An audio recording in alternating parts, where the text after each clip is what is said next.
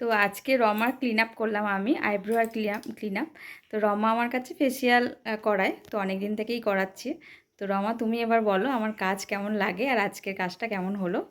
তুমি বলো, তুমি নিজেকে তোমার দেখে কাজ নিয়েছো। আমার খুবই ভালো লাগে, যার জন্য বারবার তোমাকেই ডাকি। আর খুবই সুন্দর, আগেরটার থেকে তো এটা আরও বেটার, দিন দিন আরও ইমপ্রুভ হচ্ছে, খুবই ভালো লাগছে। তুমি দেখে নিয়েছো? একদম। ঠিক আছে, থ্যাংক ইউ।